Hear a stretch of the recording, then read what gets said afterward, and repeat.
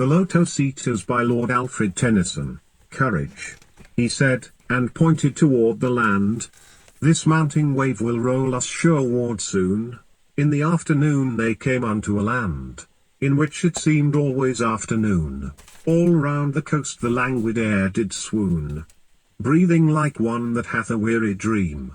Full-faced above the valley stood the moon, and, like a downward smoke, the slender stream. Along the cliff to fall and pause and fall did seem, a land of streams, some, like a downward smoke, slow dropping veils of thinnest lawn, did go, and some throw wavering lights and shadows broke, rolling a slumberous sheet of foam below. They saw the gleaming river seaward flow. From the inner land, far off, 3 mountain tops, 3 silent pinnacles of aged snow, stood sunset flushed, and, dewed with showery drops. Up climbed the shadowy pine above the woven copse. The charmed sunset lingered low down. In the red west, thro' mountain clefts the dale was seen far inland, and the yellow down, bordered with palm, and many a winding vale, and meadow, set with slender galingale. A land where all things always seemed the same, and round about the keel with faces pale, dark faces pale against that rosy flame, the mild-eyed melancholy Lotos-Eaters came. Branches they bore of that enchanted stem, laden with flower and fruit, whereof they gave to each, but whoso did receive of them, and taste, to him the gushing of the wave. Far, far away did seem to mourn and rave, on alien shores, and if his fellow spake, his voice was thin, as voices from the grave, and deep asleep he seemed, yet all awake, and music in his ears his beating heart did make. They sat them down upon the yellow sand, between the sun and moon upon the shore, and sweet it was to dream of fatherland, of child, and wife, and slave, but evermore. Most weary seemed the sea, weary the oar, weary the wandering fields of barren foam. Then someone said, "We will return no more." And all at once they sang, "Our island home is far beyond the wave, we will no longer roam. There is sweet music here that softer falls than petals from blown roses on the grass, or night dews on still waters between walls of shadowy granite, in a gleaming pass. Music that gentlier on the spirit lies than tired eyelids upon tired eyes. Music that brings sweet sleep down from the blissful skies. Here are cool mosses deep, and through the moss the ivies creep, and in the stream the long-leaved flowers weep, and from the craggy ledge the poppy hangs in sleep. Why are we weighed upon with heaviness, and utterly consumed with sharp distress, while all things else have rest from weariness? All things have rest, why should we toil alone? We only toil, who are the first of things, and make perpetual moan, still from one sorrow to another thrown, nor ever fold our wings, and cease from wanderings, nor steep our brows in slumber's holy balm, nor hearken what the inner spirit sings. There is no joy but calm. Why should we only toil, the roof and crown of things? Lo, in the middle of the wood, the folded leaf is wooed from out the bud, with winds upon the branch, and there grows green and broad, and takes no care. Sun steeped at noon, and in the moon, nightly dew fed, and turning yellow, falls, and floats down the air. Lo, sweetened with the summer light, the full juiced apple, waxing over mellow, drops in a silent autumn night. All its allotted length of days, the flower ripens in its place, ripens and fades, and falls, and hath no toil, fast rooted in the fruitful soil. Hateful is the dark blue sky, vaulted o'er the dark blue sea. Death is the end of life. Ah, why should life all labor be? Let us alone. Time driveth onward fast, and in a little while our lips are dumb. Let us alone. What is it that will last? All things are taken from us, and become portions and parcels of the dreadful past. let us alone. What pleasure can we have? To war with evil?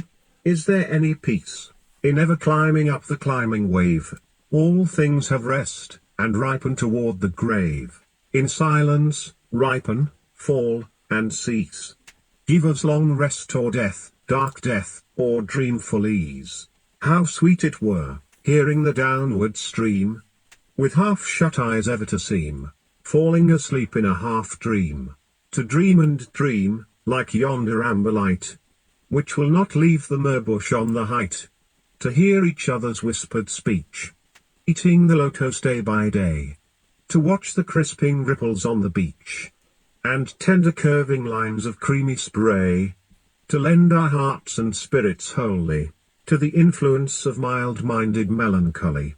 To muse and brood and live again in memory, with those old faces of our infancy, heaped over with a mound of grass. 2 handfuls of white dust, shut in an urn of brass. Dear is the memory of our wedded lives, and dear the last embraces of our wives, and their warm tears, but all hath suffered change. For surely now our household hearths are cold. Our sons inherit us, our looks are strange, and we should come like ghosts to trouble joy, or else the island princes overbold have eat our substance, and the minstrel sings before them of the 10 years' war in Troy, and our great deeds, as half-forgotten things. Is there confusion in the little isle? Let what is broken so remain. The gods are hard to reconcile. 'Tis hard to settle order once again. There is confusion worse than death. Trouble on trouble, pain on pain. Long labor unto aged breath. Sore task to hearts worn out by many wars, and eyes grown dim with gazing on the pilot stars. But, propped on beds of amaranth and moly, how sweet, while warm airs lull us, blowing lowly, with half-dropped eyelids still, beneath a heaven dark and holy, to watch the long bright river drawing slowly his waters from the purple hill. To hear the dewy echoes calling, from cave to cave through the thick twined vine. To watch the emerald-colored water falling, through many a woven acanthus wreath divine. Only to hear and see the far-off sparkling brine. Only to hear were sweet, stretched out beneath the pine. The lotos blooms below the barren peak. The lotos blows by every winding creek. All day the wind breathes low with mellower tone.